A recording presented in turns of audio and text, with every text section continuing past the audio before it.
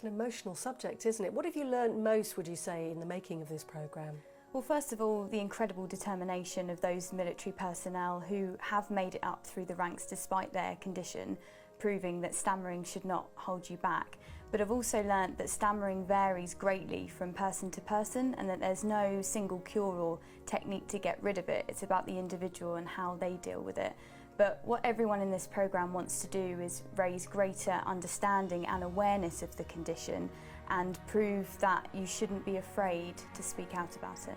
Here at Mansion House in Fulham, more than 250 vulnerable and disabled veterans and their families reside. It's one of 5 sites based around the country run by the organisation Stoll, who want to help to improve their lives. And with that in mind, during the pandemic, they offered this allotment to help. During the week-long event, which takes place on the 20th of October, the Invictus Games will see over 500 different competitors from 18 nations taking part in 11 adaptive sports. The quiet serenity of the water and the elation of catching a fish is proving a great form of therapy for these former servicemen as they continue to battle both mental and physical scars. Amy Wiltshire, Forces News, West Sussex. This is the first time since Iraq and Afghanistan that the need for field dentistry has been required. So for many in the dental corps, putting this experience to the test has been valuable training.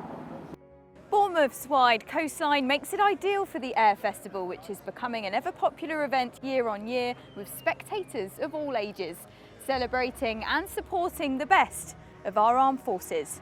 Amy Wiltshire, Forces News, Bournemouth. The Chelsea pensioners are famous around the world for their iconic uniform. Their long scarlet coats are a symbol of the Royal Hospital Chelsea and are worn with pride.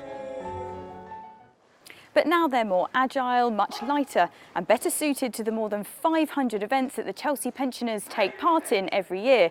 And as you can see behind me, they're rehearsing for one of those events, the annual pace sticking competition taking place at the Royal Military Academy Sandhurst in the coming weeks.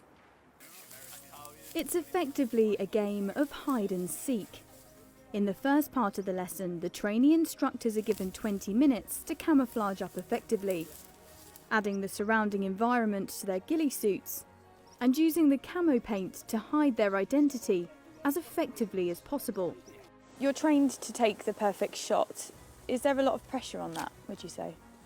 Yeah, massively, and it doesn't matter what distance. You know, you think of snipers that are doing massive distance, you know, 1,000 metres, 1,200 metres or whatever, or 900 metres to what we're trained to. So it's a particularly special year for the Military Awards this year in its 10th year, and you're hosting for the second time. How are you feeling about it? I'm really looking forward to it. Last year was incredible.